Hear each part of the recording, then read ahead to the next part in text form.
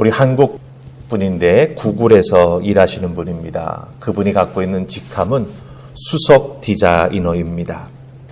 이름은 김은주라고 합니다.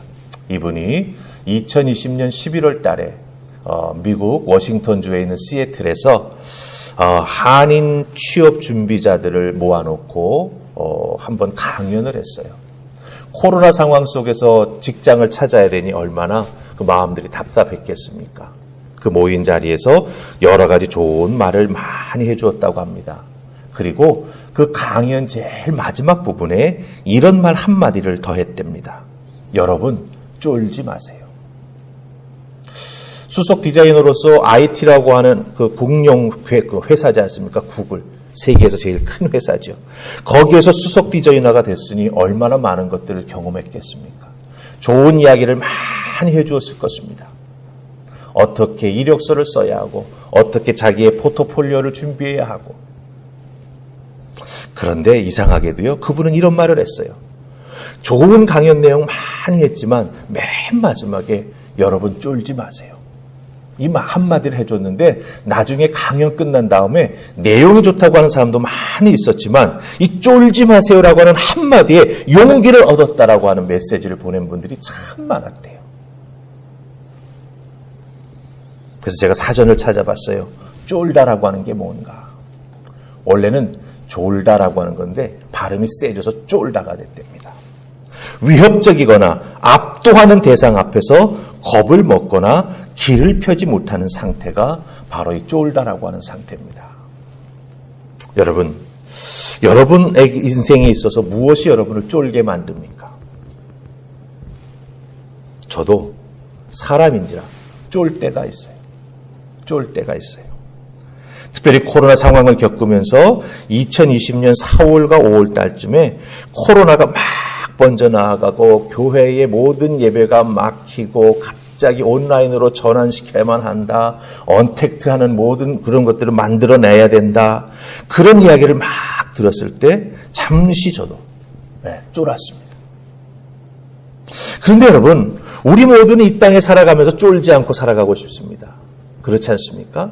그랬기에 이 김은주라고 하는 분이 쫄지 마십시오라고 하는 그 한마디에 그 강연에 참석했던 많은 한인 젊은이들이 용기를 얻었다고 하는 메시지를 그분에게 보냈다라고 하는 것이죠. 여러분, 우리 믿는 사람들은요, 이 세상에서 쫄지 않고 살아가고 싶습니다. 그런데 그 길이 어디에 있는지 아십니까? 사람의 위로의 말 한마디에 아닙니다. 영원하신 하나님의 말씀 속에 우리가 쫄지 아니하고 이 세상에서 살아갈 수 있는 길을 발견할 수 있고 힘을 얻을 수 있고 소망을 얻을 수 있다라고 하는 것입니다.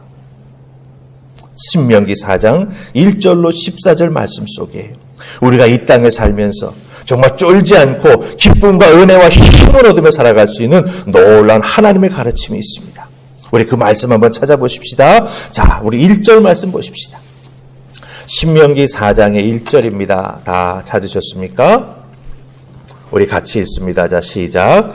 이스라엘아, 이제 내가 너희에게 가르치는 규례와 법도를 듣고 준행하라. 그리하면 너희가 살 것이요 너희 조상의 하나님 여호와께서 너희에게 주시는 땅에 들어가서 그것을 얻게 되리라. 아멘. 여러분, 신명기는 어떤 책인지 잘 아시죠? 이스라엘 백성들이 이 출애굽해 나와가지고 적과 고려라는 가나안 땅으로 들어가기 위해서 홍해를 건너고 광야 속으로 들어왔습니다. 근데 금방 적과 고려라는 땅으로 들어간 게 아니라 40년을 광야 속에서 헤맸습니다. 그리고 이제 모세는 더 이상 하나님 앞에서 은혜를 덧입지 못하고 그 약속한 땅에 들어가지 못하게 된다라고 하는 그 소리를 듣게 되었을 때 모세가 이스라엘 백성들을 다 불러놓고 광야 40년의 생활을 하나하나 조목조목 되짚어주는 게 이 신명기입니다. 그러니까 중요한 것은 무엇입니까? 이 1절 말씀을 통해서 너희가 이 땅에서 살 수 있는 방법은 광야를 건너왔던 것과는 다르다라고 하는 거예요. 광야를 건너오는 과정 속에는 자연과의 싸움이었습니다. 환경과의 싸움이었습니다.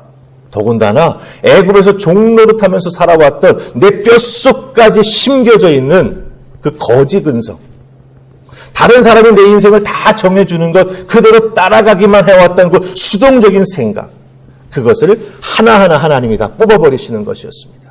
그런데 이제 요단강을 건너서 가나안 땅에 들어가는 것은 전적으로 다른 삶입니다. 어떤 삶입니까?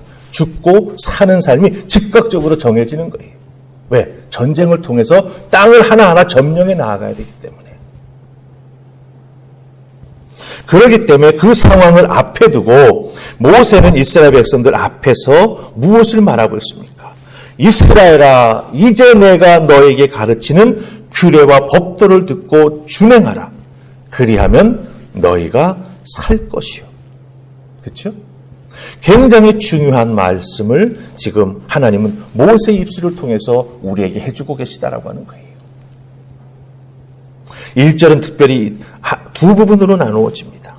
지금 제가 읽었던 그 부분이 제일 앞부분인데 그 앞부분을 있는 그대로 성경에 있는 내용을 그대로 직역해 보자면 그리고 이제 이스라엘아 들으라. 내가 너에게 행하도록 가르치는 규례와 법도들을. 여기가 앞부분이에요. 그것을 듣고 지키고 행해야만 가나안 땅에 들어가서 너희가 그 땅을 하나하나 점령해 나아갈 수 있다라고 하는 거예요. 쉽게 딱 줄여서 말하면 그 가나안 땅 들어가서 쫄지 않고 제대로 점령해 나아갈 수 있다. 하나님 말씀해 주신다라고 하는 거예요. 하나님 말씀을 들어야 하나님의 사람으로 변화됩니다. 하나님 말씀을 제대로 듣고 실천해야 내가 변화된 것을 제대로 할 수 있게 됩니다. 그래야 이 1절 하반절에서 하나님께서 약속해 주시는 모든 것들이 이루어질 수 있다라고 하는 거예요. 즉 하반절의 내용이 이루어지기 위해서는 조건이 있습니다. 무엇입니까? 상반절에 나오는 것이 내게 이루어져야 된다라고 하는 거예요. 우리는 이 앞부분은 잃어버리고 뒷부분만 붙잡고 씨름할 때가 있습니다.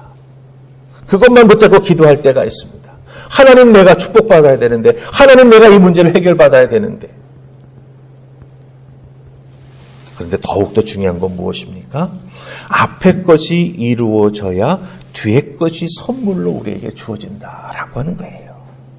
상반절이 안 되면 즉 하나님 말씀을 듣고 그것을 준행해 나아가고 실천해 나아가지 아니하면 이스라엘 백성들은 가나안 땅에 제대로 들어가 발도 붙이지 못하게 된다라고 하는 것입니다. 여러분, 제가 찝어주는 단어를 우리 1절부터 해서 14절까지 몇 개 찾아보십시다. 자, 우리 1절에서는 준행하라라고 하는 단어가 어디 나오죠? 중간 부분에 나오죠. 그리하면 앞부분에 나옵니다. 뭐뭐를 듣고 준행하라 이렇게 나오죠. 2절 말씀에서 지키라 한번 찾아보세요. 지키라. 제일 끝에 나오죠. 찾으셨죠? 자, 5절로 가서 행하게 하려 함인즉 어디 나오죠? 끝부분에 나옵니다. 제일 끝부분에. 그 다음에 6절 제일 앞부분 보세요. 뭐라고 되어 있죠? 지켜 행하라. 9절 가서 보십시다. 힘써 지키라 어디 나오죠? 살짝 앞부분에 나오죠. 내 눈으로, 내 마음을 힘써 지키라. 이렇게 되어 있습니다. 13절. 지키라 명령하셨으니. 이런 표현 나오죠. 13절에. 예. 그 다음에 마지막 14절. 행하게 하려 하심이라. 끝부분에 나와요. 자, 지금 우리가 몇 개를 찾아봤습니까? 7개를 찾아봤습니다. 이 7개가 전부 무엇을 말하고 있습니까? 행함, 실천에 대해서 강조해주고 계시다라고 하는 거예요. 여러분 생각해 보세요. 가나안 땅에는 아낙 족속이라고 하는 거인 족속이 있습니다. 모세가 직접 정탐꾼들을 보내서 그것을 확인하고 돌아왔지 않습니까? 아직도 그 정탐꾼 중에 살아있는 자가 있습니다. 누굽니까? 여호수아와 칼렙입니다. 이스라엘 백성들이 다 알아요. 저 가나안 땅, 저기에는 거인 족속들이 살고 있어요. 또한 가나안 땅에 만들어져 있는 성읍들은 견고하고 단단해서 쉽게 우리 것으로 만들 수 없다라고 하는 것을 그들은 다 알고 있습니다. 그런데 하나님은요, 모세를 통해서 말씀하시는 내용 잘 보시기 바랍니다. 하나님 말씀만 듣고 믿고 순종하면 어떻게 된다? 그 거인 족속과의 싸움에서 승리할 수 있다. 그 견고한 성읍을 허물어 너희 것으로 만들 수 있다 말씀해 주십니다. 여기에게 우리에게 주시는 메시지가 있습니다. 이스라엘 백성들 당장 눈앞에 요단강이 있습니다. 그 강 건너가는 것도 만만치 않아 보입니다. 강을 건넌다고 한다면, 그 요단강을 건너가야 한다면 하나님은 모세에게 그 강의 얕은 물줄기가 어딘지 찾아보라고 사람들을 내보내라, 이렇게 말씀하시는 것이 순리 같습니다. 아니면 그 강물을 다른 곳으로 돌릴 수 있도록 수로를 파라고 말씀하시는 것이 하나님께서 우리에게 주시는 방법일 것 같습니다. 그런데 하나님은요, 그런 순서나 인간적인 생각이 아닌 하나님의 말씀을 듣고 믿고 순종하라고 말씀하십니다. 그러면 요단강 건너가는 것 어떻게 하신다고요? 내가 책임진다. 그 가나안에 있는 견고한 성읍들 무너뜨리고 점령하는 것 어떻게 주신다고요? 내가 책임진다. 여러분들, 더군다나 5절 말씀을 보면 하나님이 지키라고 하시는 말씀과 규례와 법도들 중에는 당장 지켜야 되지 않는 것도 있습니다. 여러분 5절 말씀 잘 보세요. 제가 읽지는 않겠습니다. 근데 중간에 보면 이는 너희가 들어가서 기업으로 차지할 땅에서 그대로 행하게 하려 함이라, 이렇게 말씀하고 있습니다. 그러니까 지금 당장 광야에서 안 주셔도 돼요. 들어가서 딱 정착하고 난 다음에 기분 좋게, 야, 이 말, 내가 하는 말 잘 지켜라. 그럼 너희 범사에 잘 될 거야. 이렇게 해주실 수 있어요. 그런데 아직 들어가지도 않았는데 하나님께서는 당장 지킬 법도 아닌데 가나안 땅에 들어가서 지켜야 될 법이 대부분인데 그것을 지키라고 말씀하십니다. 당장 순종하라고 말씀하십니다. 하나님 왜 이렇게 말씀에 대한 순종을 강조하실까요? 우리 6절 말씀 보십시다. 6절 찾으셨습니까? 우리 같이 읽습니다. 자, 시작. 너희는 지켜 행하라. 이것이 여러 민족 앞에서 너희의 지혜요 너희의 지식이라.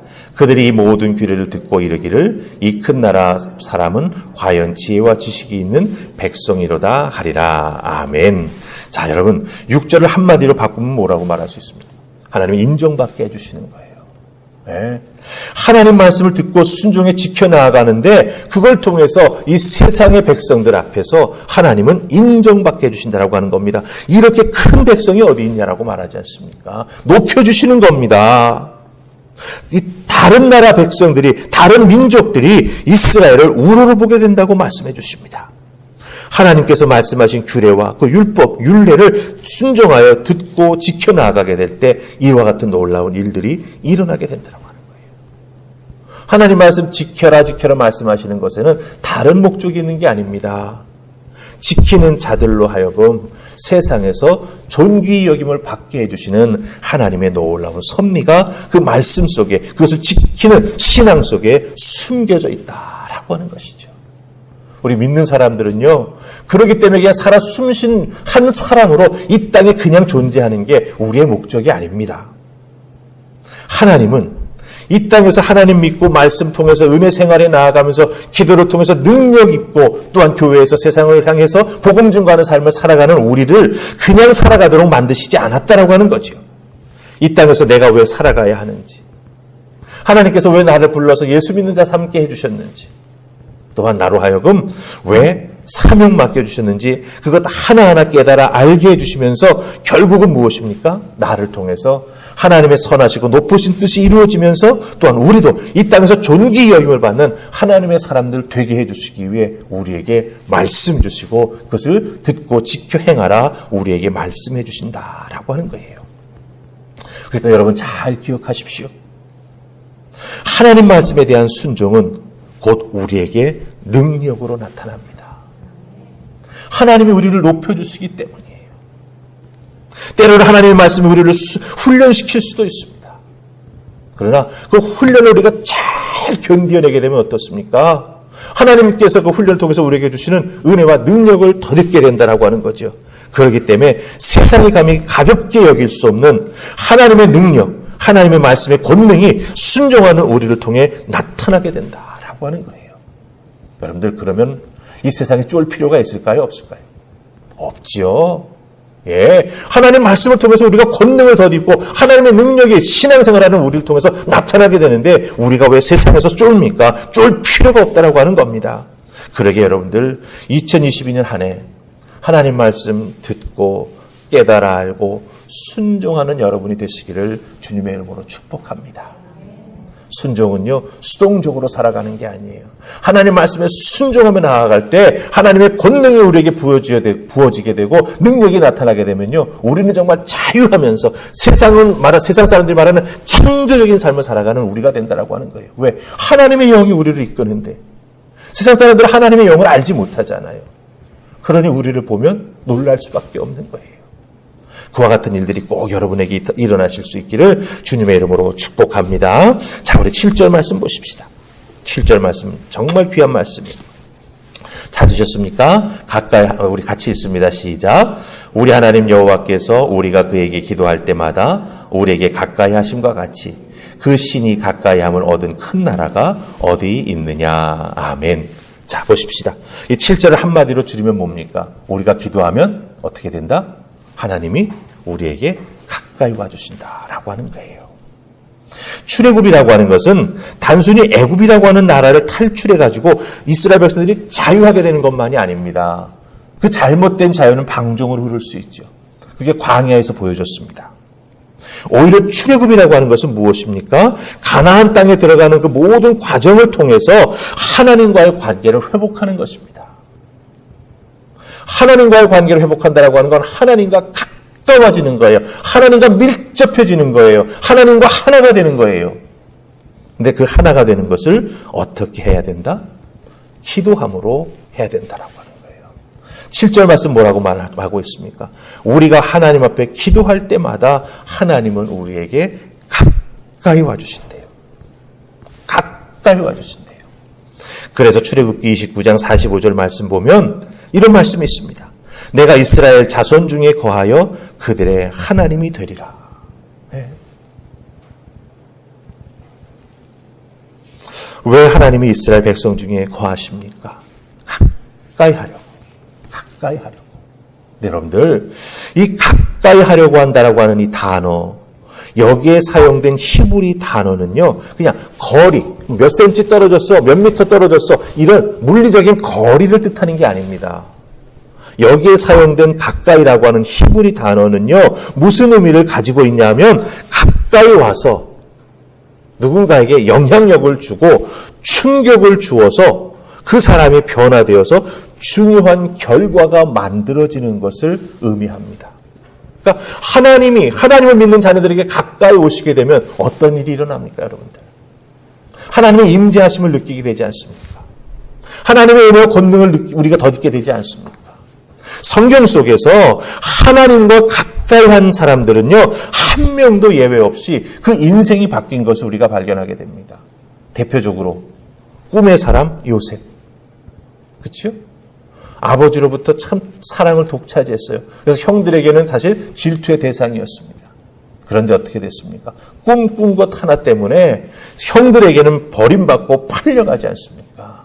그런데 그 와중에서 하나님 한 분만 믿고 의지하지 않습니까? 하나님이 나를 지켜보고 계시다고 그 죄악의 길로 걸어 들어가지 않지 않습니까? 오히려 고난의 길로 나아가지 않습니까? 그런데 그렇게 하나님 가까이 하는 믿음 하나를 지켜나아갔을 때 이 꿈의 사람 요셉은요, 형제들에게 버림받은 자로서 인생이 끝나버리는 게 아니라 오히려 형제와 가문과 아비를 살리고 이스라엘 백성들이 정말 하나님의 약속이 이루어질 수 있도록 거대한 민족을 이루는데 가장 중요한 초석을 놓은 사람이 이 꿈의 사람 요셉이었습니다. 여러분, 하나님과 가까이 하세요. 근데 그 가까이 하는 데에는 다른 방법이 없어요. 말씀과 기도와 예배입니다. 2022년 하나님을 가까이 하는 여러분들 다 되실 수 있기를 주님의 이름으로 축복합니다. 아멘. 우리 하나만 더 보십시다. 9절이에요. 9절. 찾으셨습니까? 자, 우리 같이 읽습니다. 시작. 오직 너는 스스로 삼가며 내 마음을 힘써 지키라. 그리하여 내가 눈으로 본 그 일을 잃어버리지 말라. 내가 생존하는 날 동안에 그 일들을 내 마음에서 떠나지 않도록 조심하라. 너는 그 일들을 내 아들과 내 손자들에게 알게 하라. 아멘. 이 9절 말씀을 읽고 묵상을 하면서 왜 하나님은 마음을 힘써 지키라 이렇게 말씀하셨고 그 다음에 일어났던 일들을 잃어버리지 말라. 자손에게 알게 해라. 이렇게 말씀하셨을까? 곰곰이 생각해 보았습니다. 제가 교회에 오면은 가끔 초등학교 꼬마 애들을 볼 때가 있어요. 1학년, 2학년, 3학년 이런 애들. 코로나 상황이지만 그냥 마스크 그냥 이렇게 턱 걸고 좋아해요. 얘네들이 자라나게 되면 어떻게 될까 하는 생각이 퍼뜩 듭니다. 마음을 힘써 지키라고 하는 것은요, 우리 성도들이 변화하는 세상에 적응해 나아가는 것도 중요하지만 이 지키라고 말씀하시는 것은 변화 속에서도 변화되지 않는 부분을 붙잡으라고 하는 것입니다. 이것을 마음을 다해서 힘써서 꼭 붙잡아야 된다라고 하는 거예요. 코로나19 팬데믹 상황 속에서 이것을 어떻게 극복할까 생각하는 게 참 중요하죠. 또 코로나19 후에 어떻게 세상이 변할까를 예측해보는 것도 참 중요합니다. 그러나 우리 믿음의 사람들은요, 이 코로나19가 현실 속에서 아주 정말 많은 충격을 줬고 많은 것을 변화시키고 있습니다. 그런데 이렇게 충격을 주고 변화시켜 나가고 있지만 우리가 믿음을 지키며 기도하며 하나님께 나아가기를 간절히 바라는 성도라고 한다면 이 상황 속에서도 내가 무엇을 끝까지 붙잡고 지켜야 할지를 생각해 보아야 한다고 하는 거예요. 내가 그것을 지키기 위해 어떤 자세로 나는 무엇을 준비하고 있는지 우리가 깊이 생각해 보아야 한다라고 하는 것입니다. 우리의 마음을 지키기 위해서는요, 하나님께서 이 세상에서 어떤 방식으로 일하시는지를 잘 배워야 합니다. 하나님 어떤 방식으로 일하세요? 오늘 말씀 보니까 말씀 주시고 말씀에 따라 순종하며 지키는 삶을 살아라고 말씀하십니다. 그게 하나님께서 이 세상을 다스려 나아가는 방식이에요. 그거를 잘 알고 붙잡고 있으면 우리가 정말 무엇을 붙잡아야 하는지, 무엇을 마음을 기울여서 지켜나가야 하는지를 우리가 깨달아 알게 된다라고 하는 것입니다. 여러분들, 오늘 말씀 속에서 여러 가지를 여러분들과 나누었습니다. 근데 가장 중요한 건 무엇입니까? 하나님 말씀 순종하고 지켜야 차지할 수 있고 누릴 수 있고 복받을 수 있습니다. 그래서 해나가는 과정은 하나님 앞에 기도하여 하나님과 가까이 하는 것이고, 그 신앙생활을 통해서 내가 무엇을 핵심으로 생각하고 꽉 붙잡고 놓치지 말아야 될 것인가를 정확하게 깨닫고 붙잡는 우리가 되어야 이와 같은 상황 속에서도 흔들리지 않고 하나님만 바라보고 나아가는 우리가 된다라고 하는 것입니다. 여러분, 쫄지 마십시다. 이겨 나아가십시다. 기도함으로 승리하십시다.